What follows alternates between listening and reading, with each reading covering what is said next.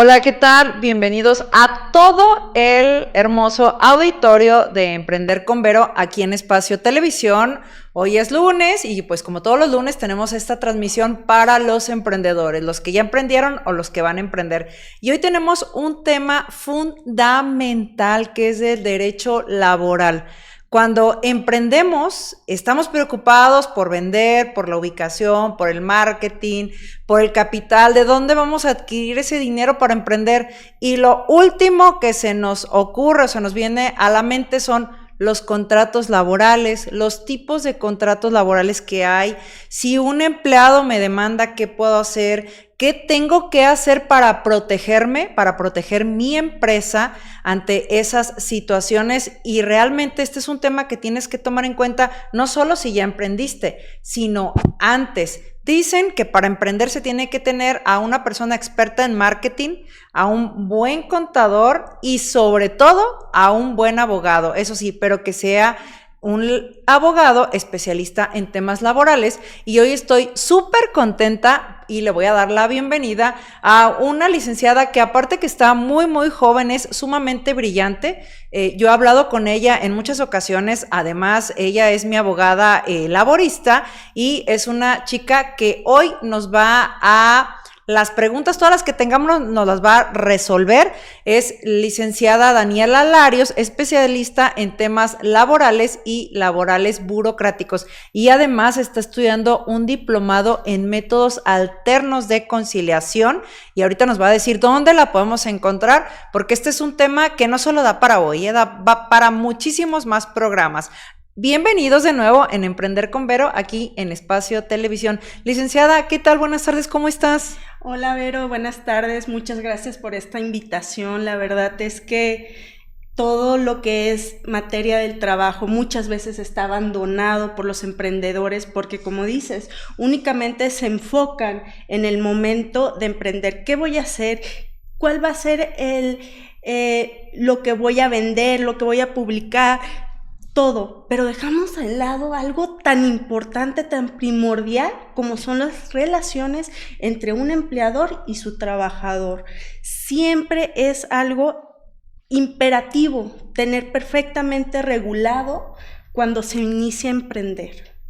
Es la manera de salvaguardar el patrimonio del empleador. Exactamente. Porque muchas veces es lo que se pierde, su patrimonio, lo que ha trabajado por años por no estar debidamente regulado. Así es, lo que nos acaba de decir la licenciada es sumamente importante. Quiero comentarles que por una demanda, tengas la razón o no, pero si la gana la persona que te está demandando, el ex empleado, puede ser que pierdas parte de tu patrimonio que te costó años construir, o sea, tu negocio, y todo por no asesorarte con un abogado. Antes de entrar de lleno a la materia, licenciada, me gustaría que nos digas dónde te podemos encontrar, cómo se llama el nombre del despacho, que aparte es un despacho sumamente importante porque lleva más de 600 casos. Entonces, imagínense el mundo de casos que lleva y la mayoría resueltos de manera positiva y a favor. Entonces, eso quiere decir que estamos hablando con una verdadera experta. Por favor, dinos si te podemos encontrar en redes o tu número de teléfono. Les comparto mi número de teléfono, es el número 3314 45 25 28 y el número 33 17 60 80 66. Ahí nos pueden comunicar y nosotros asesorarlos para regular las relaciones que tengan con sus trabajadores. Pues anótenle muy bien porque ahí están ya los números y vamos a entrar con la primera pregunta. Cuando yo abro mi negocio y quiero, o más bien necesito de emplear a una persona para que haga un trabajo, a un colaborador, o que en la Ley Federal de Trabajo lo estipula como un empleado, un trabajador, hay tipos de contratos. Entonces, vámonos por la parte así más básica. Si yo necesito de emplear a alguien, ¿qué tipos de contratos hay, licenciada? Porque yo entiendo, yo tengo ya 12 años empleando a personas, a veces funcionan, a veces no, y cómo me voy a proteger y también cómo voy a proteger al empleado. Entonces, de entrada que nos puedas decir cuáles son los tipos de contrato que tenemos que hacer para emplear a alguien en nuestro negocio, contratar a alguien, si es prueba, si es a largo plazo, si pasa la prueba, ¿cuáles serían los primeros? Ok, vamos a clasificarlos primero en dos tipos de contrato, el de tiempo determinado y el de tiempo indeterminado. El tiempo indeterminado es obvio, es indefinido, el cual te reconoce la estabilidad en el empleo. Vámonos ahora a los que son de manera transitoria su temporalidad, obviamente. Tenemos el de por obra determinada, que podemos poner un ejemplo muy básico, los de construcción. Bueno, yo constructora necesito contratar a 10 albañiles por el tiempo que dure la construcción de este edificio. Fácil, sencillo, por la naturaleza de la actividad que van a desempeñar. También tenemos por temporada, ahora que se viene el mundial, es el ejemplo más sencillo que puede haber. Nada más va a haber una temporada, la actividad de empleo, por ejemplo, podemos poner a estas personas que nos ayudan con el turismo, asesoramientos y demás que vienen. Ahí está un claro ejemplo. Pero creo que a lo que nos atañe o a lo que va encaminado a tu pregunta, Vero, es los contratos que tenemos a prueba y a capacitación inicial. Los contratos a prueba son aquellos contratos en el cual el trabajador tiene las capacidades para desempeñar el empleo que tú le estás dando y le vas a dar un término de 30 días para demostrar su capacidad. Si en ese periodo de 30 días él acredita o satisface las necesidades de la empresa, de la fuente de trabajo o del patrón, sencillito, se hace un nuevo contrato, aunque la ley establece que si se prorroga, se hace indefinido.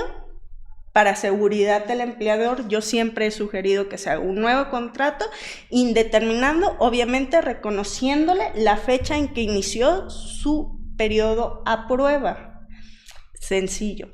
Este contrato tiene un caso de excepción. Se puede prorrogar por un periodo de 180 días, pero siempre y cuando sean administradores, sean gerentes, puestos de alto mando. ¿Por qué? No es la misma obligaciones que va a adquirir, obviamente, un administrador de una empresa que la recepcionista, ¿no? Que yo creo que en un periodo de 30 días, ella ya acreditó tener las atribuciones para poder llevar a cabo este trabajo. Por eso la ley hace esa distinción. Ahora bien, vámonos a la capacitación inicial. Este tipo de contratos es, ok, el trabajador no tiene las capacidades para desempeñar el empleo. Sin embargo, yo empleador, te voy a adiestrar, te voy a enseñar lo que necesito, decirte cómo hacerlo, así, y una vez pasando ese periodo de 3 meses, voy a ver si puedes cumplir satisfactoriamente con la encomienda que yo te voy a dar. Es la gran diferencia. Muchas veces me dicen, ay, es que la de capacitación inicial y va a ser para la telefonista. 3 meses. Hay que entender la naturaleza, el sentido que el legislador hizo para hacer estas distinciones. ¿Por qué? Hay que recordar algo. El nombre del contrato no es la naturaleza si no se desempeña, si no se lleva a la práctica, ¿sí? Si no se lleva a la práctica, el juez en un dado caso es el que va a tomar en cuenta. Oye, 3 meses para la de intendencia, pues que limpiaba, que le estabas capacitando, agarrar el trapeador. O sea, tenemos que entender la lógica y el sentido del contrato para saber en qué momento hay que aplicarlo. Retomando el de capacitación inicial, igual al de prueba, se puede prorrogar hasta un periodo de 180 días. Entonces, esos son los contratos que ahorita tenemos. Una vez que se concluya el periodo, ya sea prueba, capacitación inicial, se debe de entregar un aviso de rescisión al trabajador si es del deseo del patrón ya no continuar con esta relación laboral, explicándole los motivos por los cuales ya no se va a prorrogar esta relación. Otro dato importante: cuáles son los contratos por tiempo determinado que pueden exceder a estos 180 días que establece, o a este mes o a estos 3 meses. Los que van a cubrir un trabajador a otro. Y un ejemplo de lo más sencillo, una mujer en estado de gravidez se va a tener que retirar. Entonces yo como patrón sí puedo contratar en ese supuesto a otra trabajadora, a otro trabajador para cubrir esa vacante. Hay que recordar que la vacante es aquella que existe un titular en el trabajo, sin embargo, por cuestiones ajenas, que puede pedir una licencia sin goce de sueldo, es decir, un permiso, o, insisto, tan sencillo caso como la mujer en un estado de gravidez, que bueno, se puede exceder si tiene algún tipo de problema en su embarazo, un poco más de 3 meses, y se puede contratar a la trabajadora o al trabajador por el periodo que sea necesario, siempre y cuando subsista la relación laboral, porque puede estar suspendida, pero todavía subsiste una obligación del empleador con la trabajadora que por cuestiones personales o ajenas a la relación laboral, pues se debe de retirar de su puesto. Excelente. A ver, licenciada, entonces yo contrato a alguien y a prueba por 30 días, si es un mesero, en mi caso que es restaurante, cocina o barman, y en ese tipo de empleos solo se tiene 30 días para ponerlos a prueba. Si es de naturaleza directiva o gerencial, un cargo, digamos, más arriba por la naturaleza de confianza, o que requiera a lo mejor habilidades muchísimo más altas, es hasta 180 días. Y por cubrir una vacante, por ejemplo, una mujer que esté embarazada o alguien que tenga una incapacidad, a esa persona se le contrata por ese tiempo, pero se le deja en claro, ¿verdad?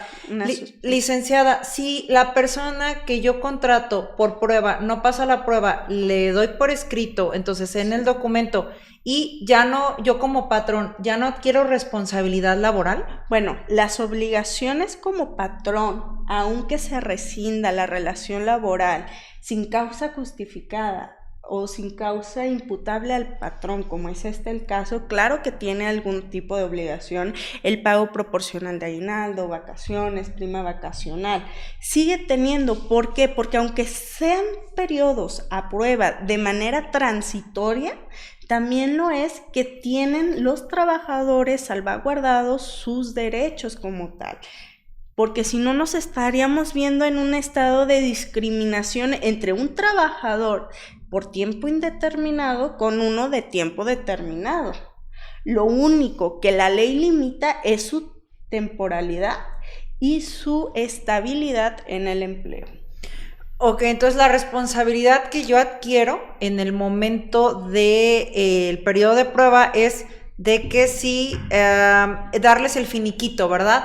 O sea, si lo pongo a prueba al empleado y no pasa la prueba, pero le tengo que dar la parte proporcional de su prima vacacional, de sus vacaciones y de su aguinaldo por estos 30 días. Entonces sería el finiquito, ¿verdad?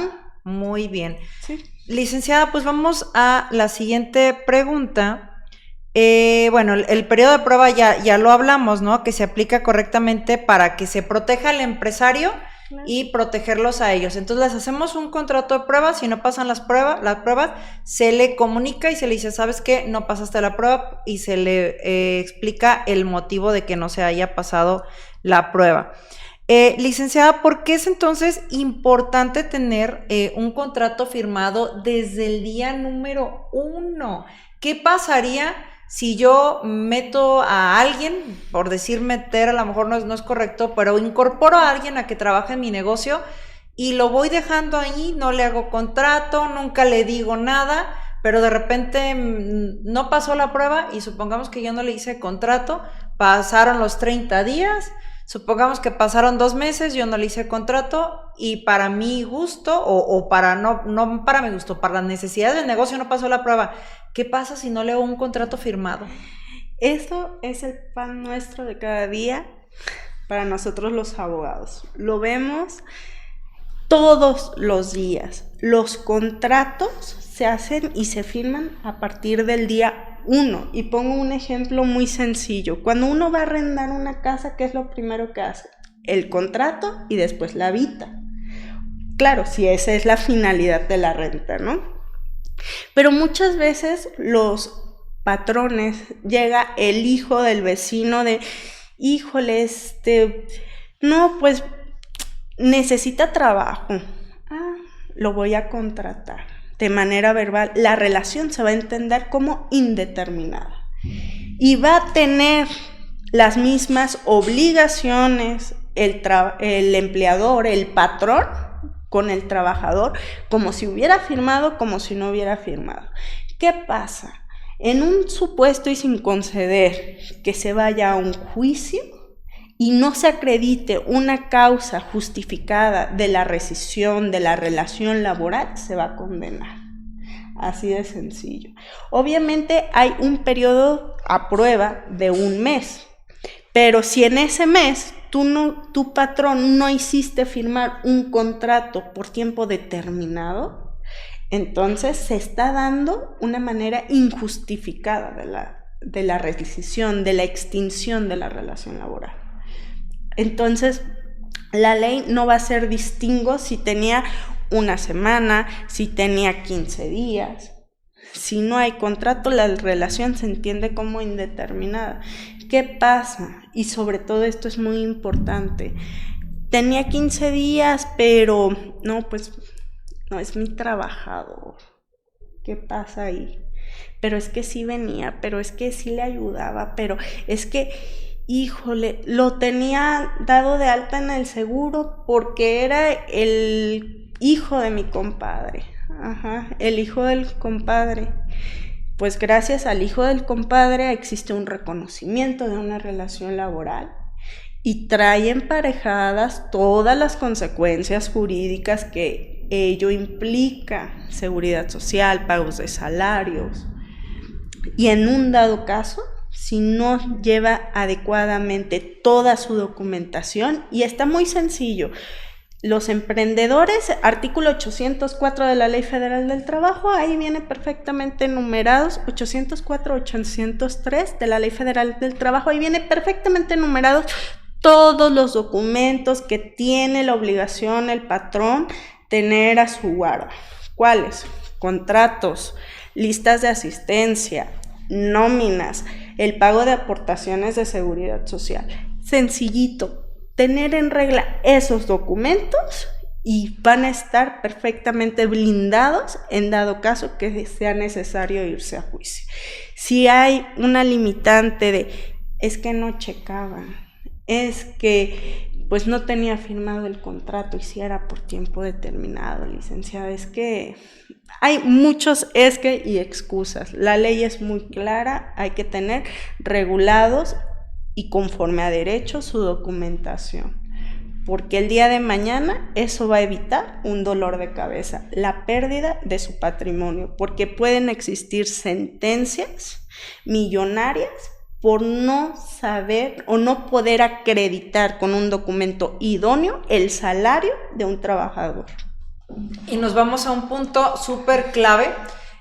Lo que está diciendo la licenciada es acreditar el salario. ¿Eso qué quiere decir? Que si tú no acreditas en el contrato cuánto le pagabas al empleado, él puede decir que ganaba 3,000 pesos por día, 4,000 pesos por día, lo que se le ocurra. Entonces, anoten por favor, emprendedores, estos 2 artículos y léanlos de la Ley Federal del Trabajo, que es el 803 y el 804. Si se meten a Google, ahí pueden bajar la Ley Federal del Trabajo y ahí precisamente chequen esto. Lo que acaba de decir la licenciada es oro puro para evitar en algún futuro un dolor de cabeza. Es sumamente importante que quede establecido cuánto se les paga, porque de lo contrario, pues ellos pueden decir otra cosa, ¿no? Y entonces la Ley Federal de Trabajo está muy enfocada a apoyar al trabajador y realmente pues está prácticamente diseñada, y eso es otra de las preguntas que quiero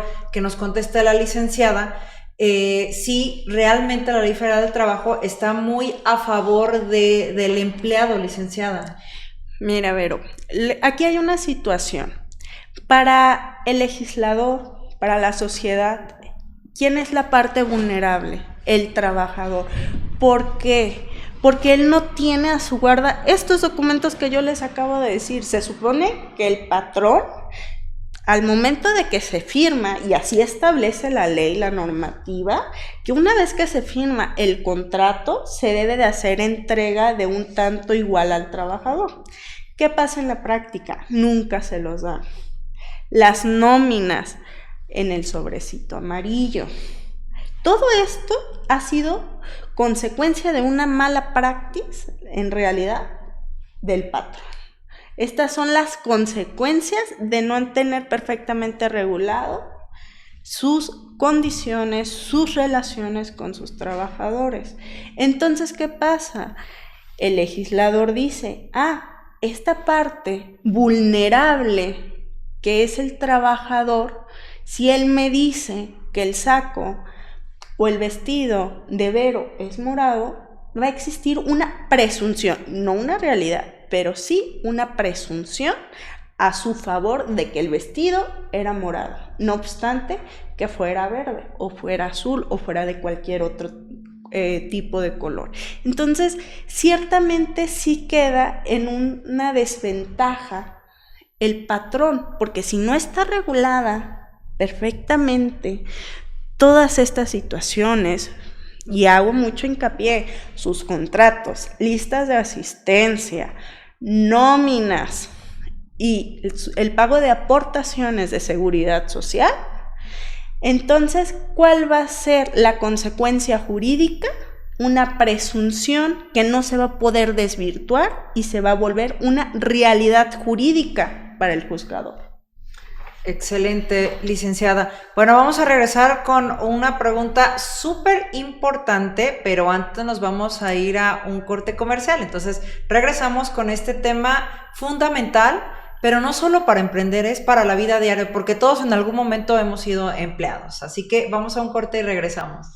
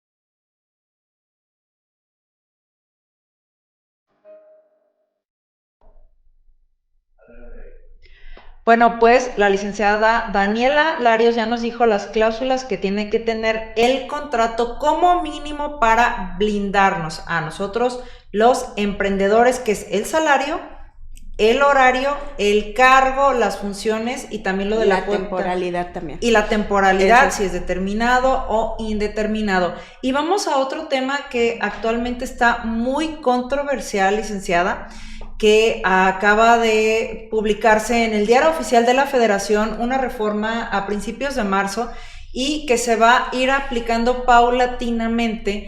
Quiero tu punto de vista, licenciada, obviamente desde el punto de vista tú, con esta expertise que tienes en tema laboral, yo también daré mi punto de vista desde el tema empresarial y también he sido empleada, entonces yo quiero que abordemos el tema que está aquí en boca de todos en México, que la jornada laboral pasa de 48 horas semanales en México a 40 horas, pero se va a ir aplicando paulatinamente, gradualmente, ¿no?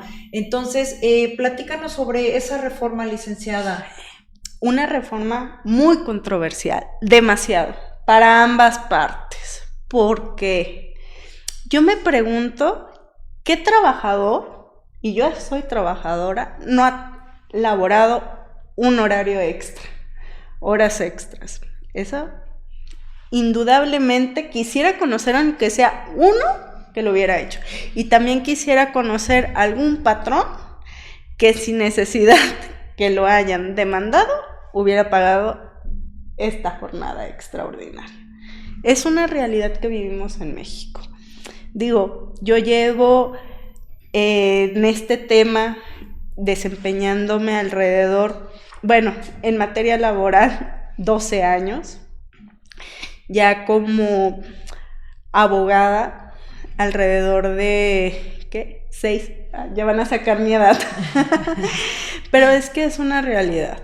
En todo este periodo que yo he tenido la bendición, porque yo así lo considero, de estar tan llena en esta materia laboral, no he conocido ni un trabajador que no hubiera laborado, ni ningún patrón que sin necesidad de que se les reclame, hubiera pagado, no tiempo por tiempo, pagado el tiempo extraordinario. ¿Por qué? Porque en México muchas veces hemos estado en el supuesto de, pues si mi horario, ejemplo, es de 8 de la mañana a 4 de la tarde, pero por las necesidades del servicio me tengo que quedar hasta las 7 de la noche, al día siguiente hablo con mi patrón y mi patrón va a decir, tiempo por tiempo, no te vayas a las 4 el jueves, vete a las 2. Así no se paga el tiempo extraordinario. El tiempo extraordinario se paga al 100% más de su salario ordinario, es decir, el doble las primeras 9 horas extras y posterior a estas 9 horas extras al 300%. A ver, licenciada, ¿nos puedes especificar un poco más eso? Si alguien trabaja 8 horas y el patrón le pide quedarse 1 hora más o 2 horas, a ver, ¿cómo el 300? ¿Nos puedes definir una idea? Por ejemplo, yo voy a trabajar el día de hoy 9 horas, en esta semana 12 horas extras, ¿sí? 2 horas diarias serían de 8 a 6 de la tarde, tomando en consideración que mi jornada es de lunes a sábado, ¿sí? Haciendo la jornada de 48 horas, ¿no? En ese sentido, tenemos que las primeras 9 horas extras se van a pagar al doble de tu salario normal. Si tú, ejemplo, 1 hora la ganas a 10 pesos, esa hora extra que tú desempeñes van a ser 20 pesos. Es decir, las primeras 9 horas extras van a salir 180 pesos. 180 pesos. Uh-huh. Ajá. Las primeras 9 horas. Pero todavía nos quedan 3 horas restantes, uh-huh, que serían las 12. Entonces, esas 12 horas ya no van a ser a 10 pesos, van a ser a 30 pesos. Okay. Así es como los van a manejar.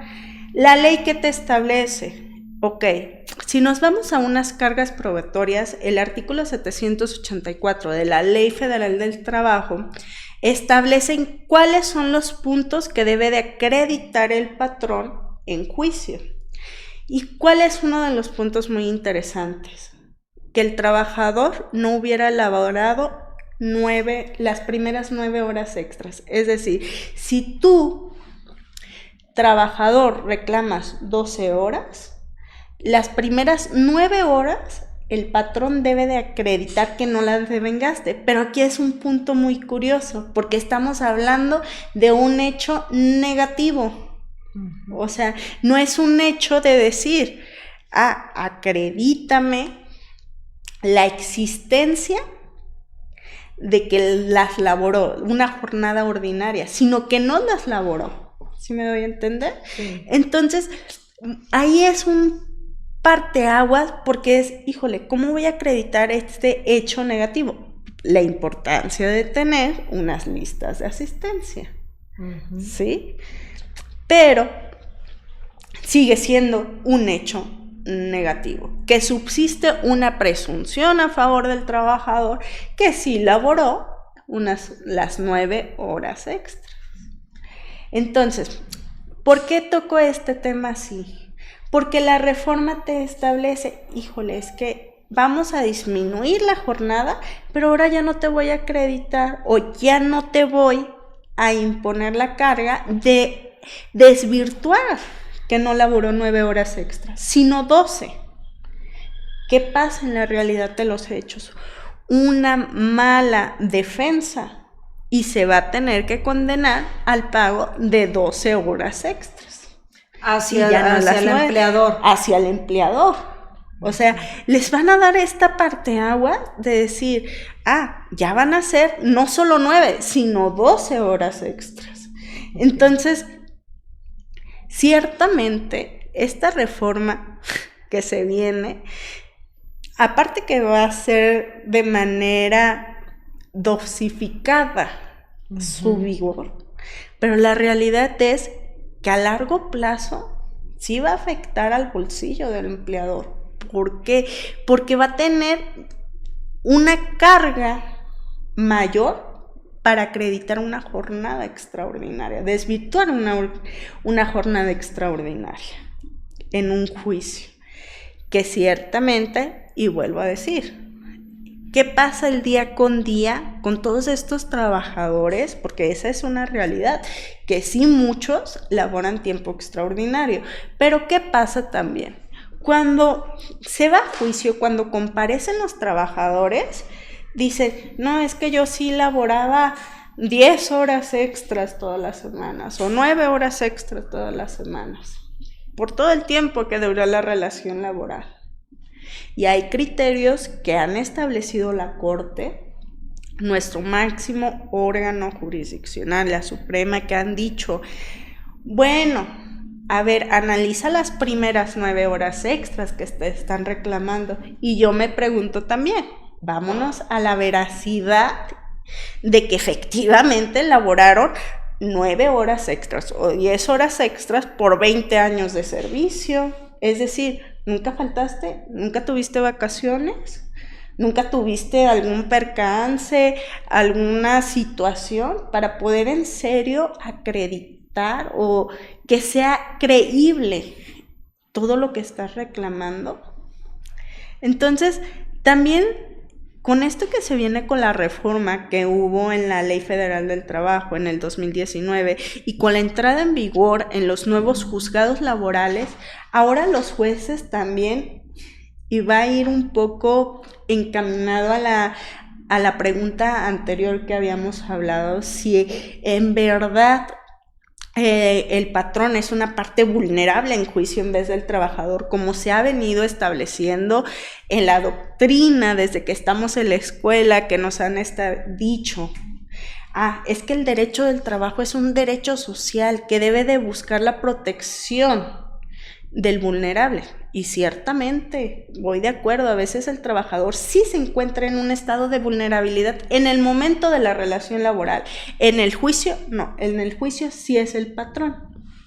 Pero bueno, retomando, ahora con los nuevos juzgados se han estado aplicando un principio que es el principio de la supremacía de la realidad, que ya no se debe de sujetar tanto a formalismos como antes, de decir, en este papel, pues sí, yo veo aquí unas letras, pero vámonos en el fondo, en la esencia, en la veracidad de los hechos, que antes no se daban. Antes únicamente nos enfocábamos en lo que se acreditaba, en lo que había en el papel, en lo que era tangible. Ahora ya han sido un poco más permisivos los juzgados, a veces en demasía a mi punto de vista, pero siempre hay que tratar de encontrar este equilibrio y obviamente, insisto, tener perfectamente regulados su papelería como patrones para que el día de mañana evitar un dolor de cabeza. Muy bien, licenciada. Yo quiero dar mi punto de vista sobre esta reforma en materia laboral de 48 a 40. Los legisladores en ocasiones legislan, se me hace muy bien que legislen a favor del empleado, no siempre tienen la razón. Lamentablemente, en México, más del 90% de las empresas son pymes. Eso quiere decir que son empresas pequeñas, que tenemos de 1 a 10 empleados. Y eso quiere decir que vamos nadando en contra de la marea para salir adelante. Los legisladores en muchas ocasiones hacen leyes por cuestiones políticas, para atraer votos, que les vuelvo a repetir, me fascina, me encanta que se protejan los derechos de las y los trabajadores, eso no hay duda, porque son la base del desarrollo de un país y de la sociedad. Pero los legisladores, en mi punto de vista, cometen un error, legislan como para una empresa multinacional o transnacional, igual que una pequeña y mediana empresa que sale al mercado a luchar contra la competencia, la inflación, los precios altos, la burocracia y este tipo de temas laborales. Los legisladores deberían de tener un análisis, bueno, no creo que ellos los tengan todos, más bien deberían de tener buenos asesores, porque no creo que ellos lo hagan todo. Deberían de contratar buenos asesores que les hablen de economía, pero no solo a corto plazo, sino a largo plazo. ¿Por qué? Porque este tipo de legislaciones a muchas empresas puede ser un factor para que la empresa quiebre y genera empleos, genera economía, compra productos, proveedores, de los proveedores locales, y sí se está en un estado de vulnerabilidad. Una pequeña empresa, ojo, una pequeña empresa que inicia con mucha ilusión, con la familia y que va creciendo poco a poco. No estoy hablando de grandes empresas que son muy negreros, por decirlo coloquialmente, con trabajadores, porque yo tengo el caso de una prima que trabajaba para una empresa, de un empresario sumamente importante aquí en México, y bueno, la hacían trabajar 12 horas y le pagaban una miseria, cuando ella por sí sola hacía ganar a esa empresa cientos de miles al mes. No estoy hablando de esas empresas, estoy hablando de los pequeños, de los pymes, de los que, de la tiendita que está en la esquina de la casa, de la farmacia que está pequeñita, del bar, del restaurante, de la fonda. De eso estoy hablando, que son a los que defiendo y son por los que hablo y son a los que va dirigido este programa. Un empresario multinacional pues no le interesan probablemente esos temas, tengan su equipo legales, expertos y bueno, se manejan en otras cosas. Ese es mi punto de vista, que los legisladores muchas veces legislan a favor de un gremio, pero no se fijan en las pequeñas empresas. Pero bueno, licenciada, entonces Ibero, dime, ¿puedo hacerte adelante, por favor, me encantaría tu punto de vista. Una interrupción. Habían establecido como una reforma o una iniciativa de reforma que el aguinaldo ya no fuera de 15 días, sino de 30 días de salario. Entonces aquí, ¿cómo lo tomaría el pequeño emprendedor que tiene únicamente a 1 o 2 trabajadores? Que ya es un mes de salario. Es un mes de salario que cada vez, y ojo, aquí los trabajadores, yo soy trabajadora, Vero, eres trabajadora, siempre, aunque podamos tener un negocio propio, hemos sido trabajadores y obviamente existe una empatía en general con cualquier tipo de trabajador, ¿no? Pero también es cierto que ¿qué va a pasar si empezamos los legisladores a sacar por votos, porque ya se viene esta temporada electoral a la conclusión del mundial, estos tipos de reformas que no se adecúan a una realidad social económica mexicana? El salario mínimo va en 310 y algo 15, algo así, ¿no? 15 de pesos, y es un excelente salario mínimo, la verdad. O sea, ¿cómo ha incrementando del sexenio pasado, hace 2 sexenios, al monto que ahora tenemos? Sí, pero también vamos viendo la realidad de cada vez el de la tiendita de la esquina que está compitiendo con el Oxxo, con el Seven, con Bodega Aurrera, que ya son, bueno, ya dije marcas. No importa. Pero que es una competencia desleal para el emprendedor. ¿Por qué? Porque ellos sí tienen la solvencia de poder estar contratando a este tipo de trabajadores, que la cajera, que el del almacén. Pero ¿qué pasa con estas tienditas cada vez más pequeñas que las personas van consumiendo más porque es más sencillo a lo mejor acudir a otro tipo de tiendas a comprar porque están la realidad más completas o hay más cosas que elegir que una tienda pequeña, ¿no? Entonces, ¿cómo nos afecta esto en nuestra economía? Que a un mediano plazo se venga un cierre. Exacto. Y para poder cumplir, y retomando lo del horario, que lo que podía hacer a lo mejor un trabajador en una jornada de 48 horas, muy probablemente ahora voy a tener que contratar a otro trabajador o le voy a tener que partir su jornada, y de partir la jornada, pues también se ve de cierta manera perjudicado el trabajador. No de cierta manera, se va a ver perjudicado el trabajador porque va a decir, te la voy a dividir, a lo mejor te voy a poner una jornada de 8, ejemplo, de 8 a 2 de la tarde, vas a irte a descansar un término de 1 hora o 2 horas y regresas.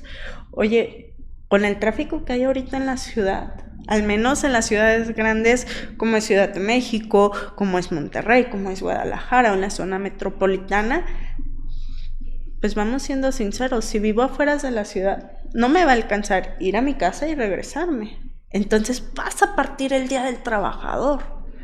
Entonces, ¿cuál va a ser el beneficio real de un trabajador con esta disminución de la jornada?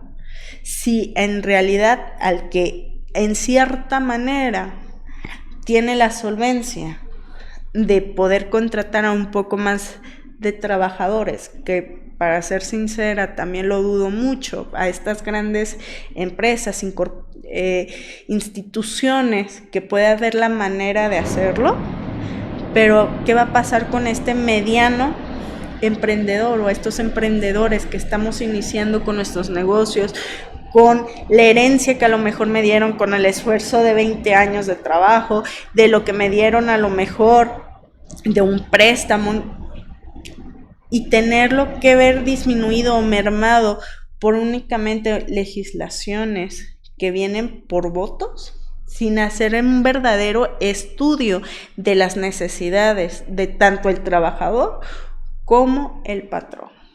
Efectivamente, licenciada, y lamentablemente este tipo de legislaciones, lo que va a pasar es de que, como bien tú lo decías, va a ocasionar desempleo. ¿Por qué? Claro. Porque una persona que necesita que trabajen 6 días a la semana, y si la ley dice que ya nada más tienen que trabajar 5, pues ¿qué va a hacer? No, pues solamente contratar 3, 4 días a la semana, compartir los horarios, caer en la informalidad, y que también muchos negocios empiecen a quebrar.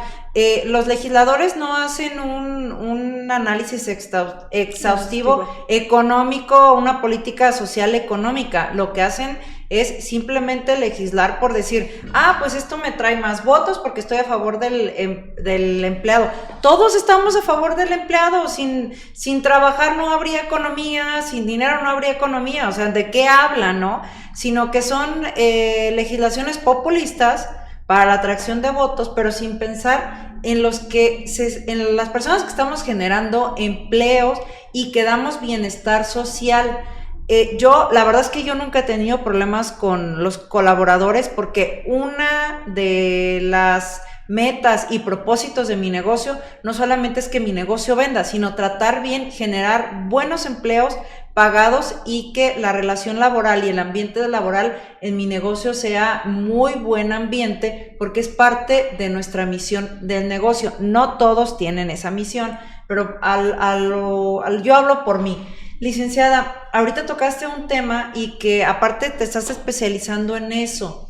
Hubo una reforma donde, anteriormente, si tú querías demandar a tu jefe o a tu patrón, ibas, lo demandabas y ya se iniciaba la demanda. Pero actualmente ya te piden un requisito, no sé si se diga requisito, es el método de conciliación, es un método alternativo y quiero que nos digas eso. A mí se me hace genial que haya habido una reforma en eso, porque antes de una demanda puedes llegar a un acuerdo conciliatorio con la persona que te está demandando. Entonces, explícanos en qué consiste eso, por favor. Eso es una parte importantísima de esta reforma que hubo en el 2019. ¿Qué pasa? Antes de esta reforma del que hubo, existían las juntas de conciliación y arbitraje. Todavía existen, sin embargo, ya no están recibiendo demandas nuevas, ¿no?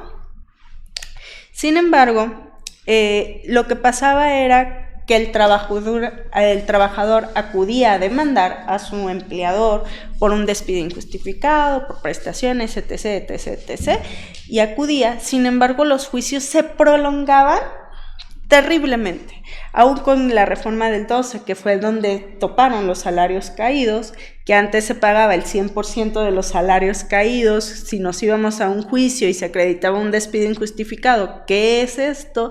El 100% del salario, y si el juicio duraba 10, 15, 20 años, Wow. pues por eso digo, o sea, se pone en juego el patrimonio del patrón, porque los derechos de los trabajadores son irrenunciables. Hubo una reforma en el 12 donde se topan, aunque sea un salario de salarios vencidos y al pago de un interés. Sin embargo, los juicios seguían siendo excesivamente largos. Entonces, el legislador lo consideró y viene la reforma en el 2019, y para evitar que los juicios se prolongaran, dicen, ok, si existe un conflicto entre un patrón y un trabajador previo a irnos a una etapa judicial o a la etapa judicial, vamos a iniciar una etapa prejudicial, que es una etapa conciliatoria. Y en esta etapa conciliatoria, para poder acudir a demandar, se debe de agotar. Si no se agota, el trabajador no va a poder acudir. ¿Cuáles son los beneficios de esta etapa? Bueno, los beneficios para el patrón son increíbles. ¿Por qué? Porque en esta etapa no estamos hablando de que si existió o no existió un despido, sino de tratar de llegar a un arreglo en el cual se vea beneficiado tanto el trabajador, que no se agote en un juicio que puede durar años o hasta décadas, me podría atrever a decir, y el patrón. Bueno, no es lo mismo pagar ahorita 10,000 pesos que a lo mejor en un periodo de 7, 8 o hasta 10 años, 1,000,000 de pesos. ¿Qué es lo que prefieres? Y aquí no hay despido, sino simplemente en una mesa redonda llegar a un arreglo conciliatorio en el cual las dos partes se encuentren beneficiadas. ¿Y cuál va a ser el beneficio? Para los dos, el tiempo. La seguridad del trabajador que va a recibir su dinero, y para ti, patrón, el evitar un conflicto desgastante ante una instancia jurisdiccional. Excelente. Bueno, pues excelente reforma, eso sí, nos beneficia a todos y el tiempo se nos ha acabado. Para mí ha sido súper provechoso esta entrevista con la licenciada. No llegamos ni a la mitad de las preguntas, entonces la vamos a comprometer a que vuelva a venir porque nos quedaron muchísimas preguntas más, muchos temas, y pues yo estoy muy contenta, licenciada, por todo este aporte que nos has dado.